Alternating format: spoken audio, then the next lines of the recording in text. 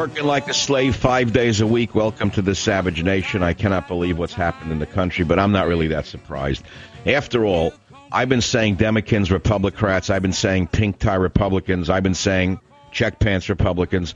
I've been saying everything that you know is right. In fact, I am the only one who really sees things as they are in talk radio. I'm not going to bend. I'm not going to suddenly throw the Tea Parties overboard because, in fact, they represent as close to what I believe as any political entity in the United States of America.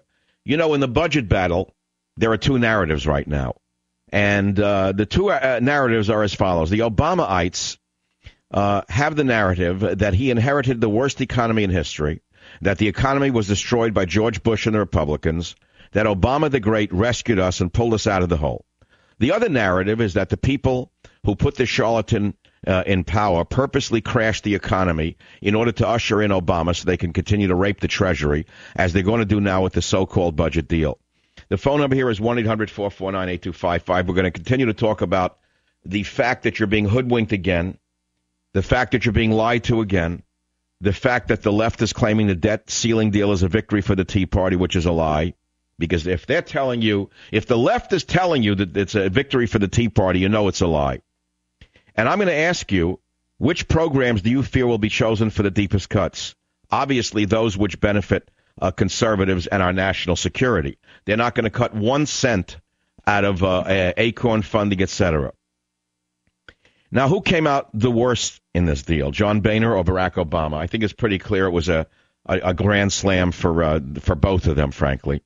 And I want to tell you right now that I've studied this economy in pretty much in great detail for my book, Trickle Up Poverty.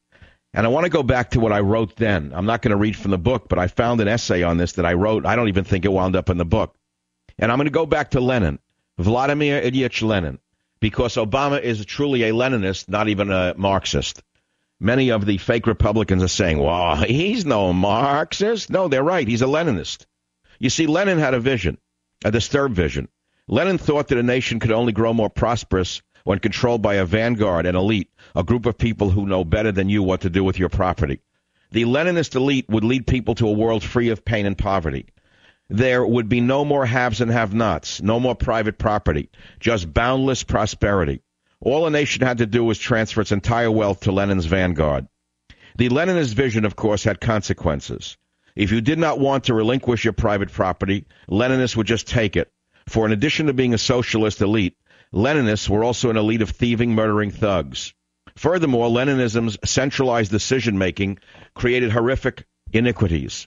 Famine, not abundance, was just one consequence of Leninism in the ex-Soviet Union. In the Leninist world, the rich grow poorer and the poor grow poorer. The government, which controls every piece of property, right down to the last peppercorn, grows immensely rich, as do the party apparatchiks who control all goods and services.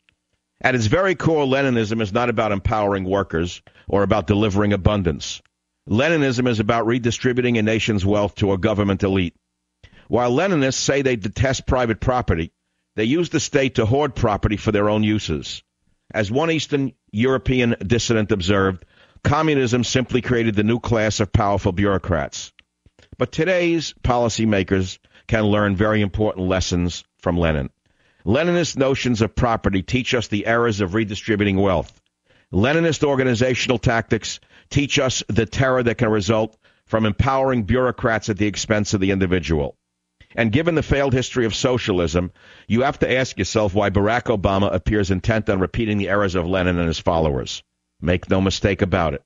The Obama administration wants to redistribute wealth. It wants to take the wealth of the nation's productive class and deliver it to the state. The administration will take this wealth through taxes. It will take this wealth through eminent domain. It will take this wealth through increased regulation. The end result? America's rich will be poorer. America's poor will be poorer. America's middle class will be wiped out. But America's government will be more powerful than ever, as will the elected officials and their select bureaucrats. You see, Obama's Leninism comes in many forms for those of you who are naive enough to believe that I don't know what I'm talking about. Obama himself is the individual expression of government elitism. He attended fancy schools. He befriended radical chic elitists like William Ayers. He believes that government, when staffed by fellow elitists, can do almost anything. It can run businesses, defeat market forces, and control the weather. It can even cure cancer. Obama sounds smart, so it must all be true, argue his followers. All Obama asks is that you let him and his bureaucrats control an increasing share of our nation's wealth and property. You know, the federal government has a stake in General Motors and Citigroup, or at least it did till recently. In light of record deficits and recent unemployment numbers, the nation does not seem to be any better off, even though the government took over General Motors and Citigroup. Still, Obama wants the state to control more of our property, more of our wealth. He asks us to give him increased control of our health care system so that we can make the country healthier. He asks us to give him more control of our nation's energy so that he can set the global thermostat. There are costs to Obamonomics, just as there were consequences to Leninism. Forget the fact that the federal government still has not figured out how to pay for the promises it has made over the past several decades.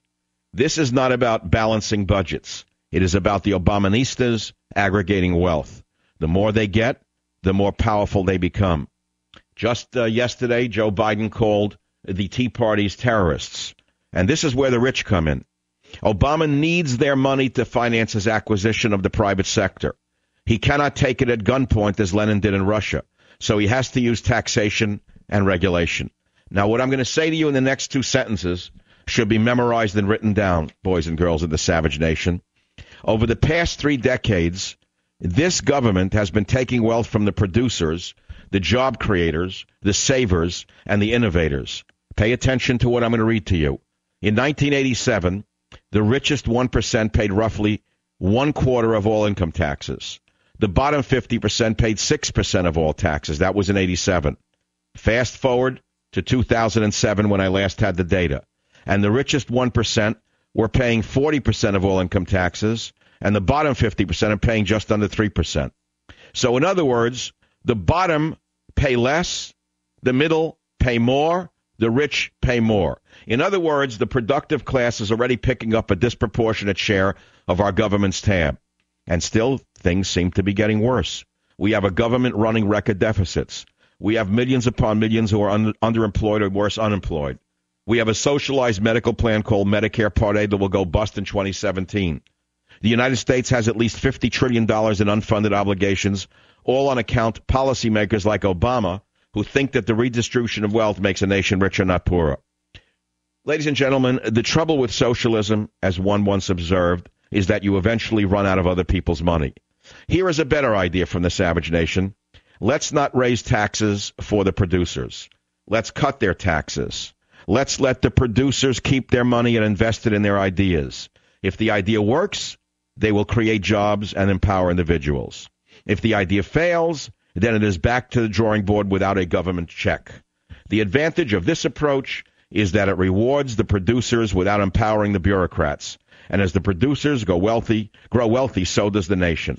I'm Michael Savage. We are talking about the two narratives of the budget battle. The phone number here is 1-800-449-8255. MichaelSavage.com is the website.